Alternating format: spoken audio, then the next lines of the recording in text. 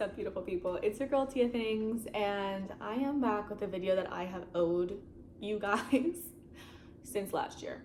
I haven't been on YouTube in a couple months, and this will probably be my second video of 2024. And I owe you guys a Fourth Wing Iron Flame review. I have been owing you this review, so sorry. Your girl's been busy. But here is a Fourth Wing Iron Flame combined book review with all spoilers. So I'm gonna jump right in. Just know that there will be spoilers. I'm not sure how much I'm gonna say, as always. I just go and we'll find out how this goes. So I read Fourth Wing late summer, early fall. It was our book club book. When I tell you I was immediately hooked, Rebecca Yarros, I hope I'm saying her name correctly, the author, amazing job at hooking in readers immediately. You are diving into this book wanting to know absolutely everything immediately. It's a huge book also. Like, for context, those of you who don't know, it's a thick book, Bible book. I read it in 2, maybe 3 days because I needed to sleep, but really rolled through it. Everyone I know who read it absolutely just dove right in and rolled through it. So the book starts, main character, female main character we love, Violet Sorrengail. Her mom is like high up, I think commander in the army. Her dad was a scribe, passed away. Their world is kind of divided in these quadrants. So there's a scribe quadrant, which like they write the history, they write the stories, they write everything down that's like important. And there is the writer's quadrant. There's other quadrants, they're not coming to mind right now. Because those are the main two we need to know for this review. So when you come of age, you basically have to go into the training for the quadrant that you are assigned as your lifelong profession. That's, I think, the best way I can kind of summarize. And so Violet, our main character, shockingly gets sent to the writer's quadrant. She basically thought and was kind of semi-trained to go into the scribe quadrant. And everyone's very confused as to why she's going into the writer's quadrant. She is not a writer. She is not to say not strong, but she's like a small, frail girl. She hasn't been trained for this. You're supposed to be kind of, let's say, warm-up trained. And so people are very confused. She's confused. She thinks her mom's like trying to get her kind of killed because like, what is the point of this? And so it all starts off kind of in that blur. At this point, you don't really know what the writer's quadrant is, which if you haven't read the book, you're like, Tia, what are you talking about? They ride dragons. Yes, you heard it here. They bond with a dragon and ride dragons because why not? I love it. I kind of want it to be my world. So she goes into this quadrant where you learn to be a fighter, a soldier, you bond with a dragon, and you're going to war. It's giving Divergent so far, I know. Just stick with me. Divergent doesn't have dragons, so like, wait a minute. She goes there like being like, I'm just gonna do my best. I'm gonna try and survive at this point. First interaction, or one of the first interactions, is with male important character, Xaden. Xaden is like arch nemesis of her family. You find out very quickly he hates her family, she hates his. Someone killed someone, dad, brothers. There's like a lot of deaths that are interlaced there. You're not sure who did what. At least I wasn't when I read it. Maybe that was just me. And so you know, immediate intense tension. And she basically says that if the training doesn't kill her, he will. So she's trying to really watch her back. She makes a few friends. We love this. As you read, you realize they have powers. They have freaking powers. So different people, different powers. She runs into a childhood friend who's, again, very confused. Why is she here? She's not meant to be a writer. Xaden and this childhood friend, Dane, not getting along. Xaden agrees to kind of help her train a little. You don't really get why. You get the tension, like as a reader, you're like feeling it. But Dane is also kind of in the picture. And you quickly do realize that Dane is very much protective, but like overbearing. And Xaden is very much like, let her live, she'll learn, and then we'll move on. Like, let her do it the way she wants to do it. So, two very different men, and basically you go through training, you go through all these steps, you're going through it with her, with Violet, and it gets to the point where they're supposed to like meet the dragons. this is where like people die here, like dragon gets mad at you, it just burns you, you're just dead. So shockingly, she ends up, I'm definitely skipping, okay? I'm skipping through Fourth Wing a little bit to get to Iron Flame, but she bonds with her dragon, then a second dragon, which I don't want to say is completely unheard of, but it's definitely in the vast minority. She is not supposed to bond two dragons. The weakest link basically has bonded one, the strongest dragon, like a very strong dragon, and two, a golden dragon, which is very rare, a very young dragon. They're supposed to be older. So there's a lot of like weirdness happening. Sorry. And then you learn a lot as we go. So first of all, the dragon she bonds, Tarn, I'm so hoping I'm saying Tarn correctly. That's how I read it in my head. Tarn is mated, so like 11th life is Xaden's dragon. That means, wait for it, Xaden dies, Violet dies. Their lives are now interconnected, and so they're like enemy numero uno to each other. And she thought he was gonna kill her, but now he can't kill her and no one else can, because then he dies, and he's like leader of this whole Riders thing. Like he's bad boy number one. And so you're like, okay. Once that happens, it's really a pivotal moment in the book, because that is when they stop being so vicious and enemy, and that's where they start kind of having each other's back. And at first it's obviously under the premise that our lives are connected, we have to have each other's back. That quickly shifts. You see the tension, you see their like chemistry, and they definitely lean into it.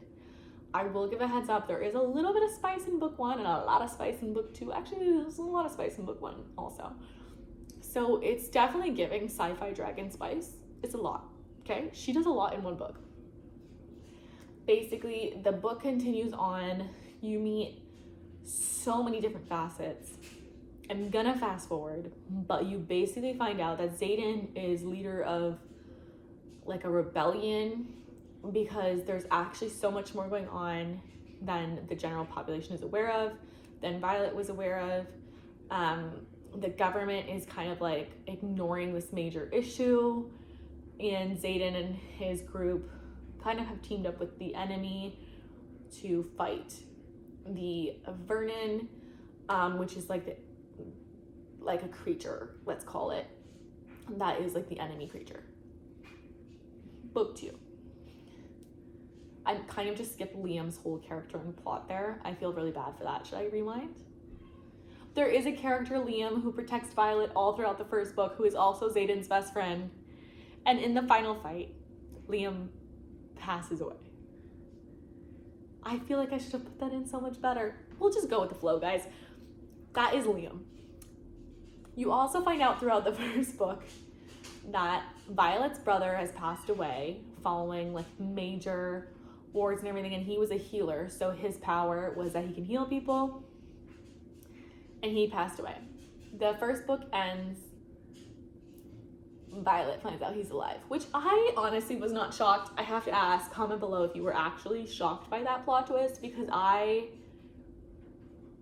wasn't. I was like, her brother's alive, and then I turned the page and her brother was alive. So I'm gonna leave that one with you guys. After all of this now, okay, battle, Liam gone, brother alive, we move on to book two.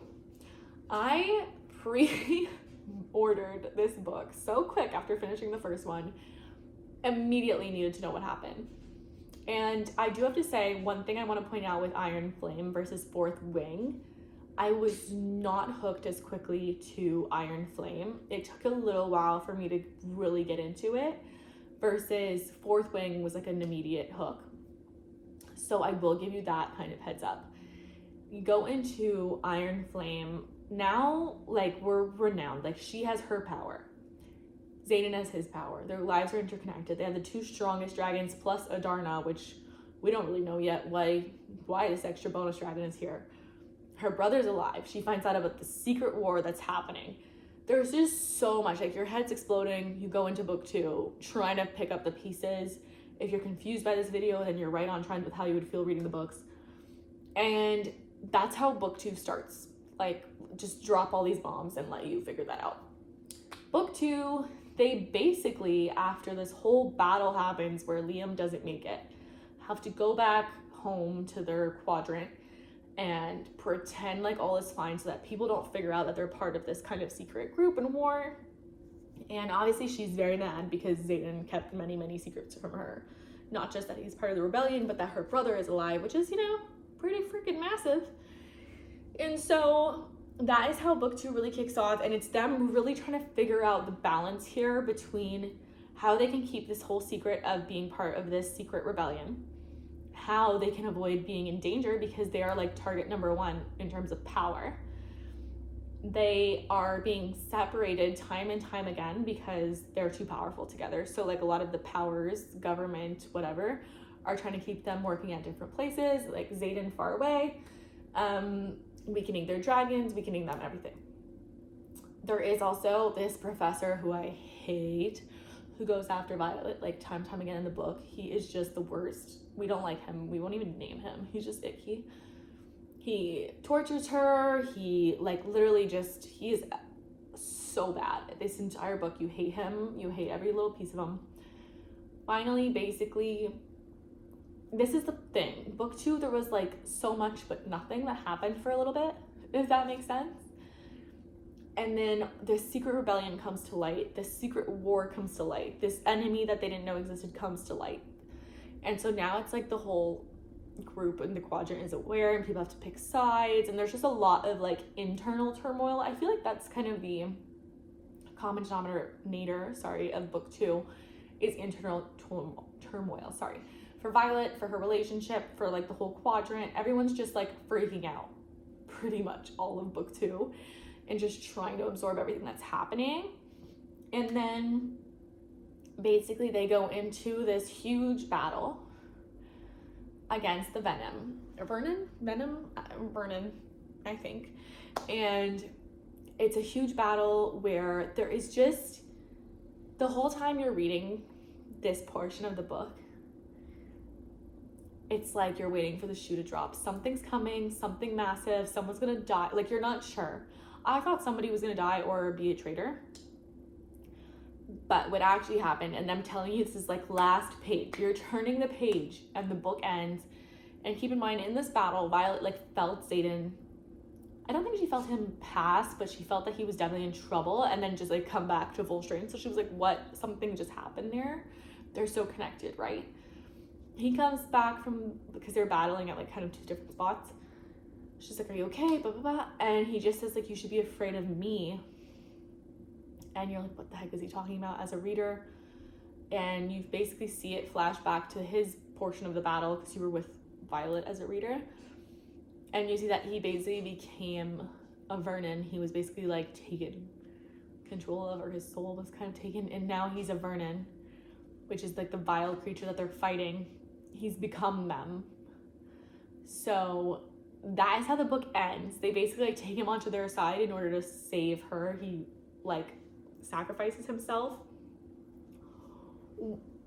I'm as confused as you are. I, even as someone who has read the books, am like not sure I completely understand what a Vernon really entails being. I don't understand why. Like, she wasn't dying or anything and he sacrificed himself. So I'm confused as to why he did that. Like, did he feel like she was dying? I feel like it was very like, dude, chill. Like, she's fine. And he just sacrifices himself, like as if something was already happening. That seems super odd to me. And I don't think I fully get like what this means. Obviously now he's part of the group that they're trying to kill, so that's not good. But he also is still one of the most powerful people on the Riders, so wish I had answers for you. I don't. I'm as confused as you are. This whole video is confusing. I don't even know if I'm putting this up because I don't think any of it made sense.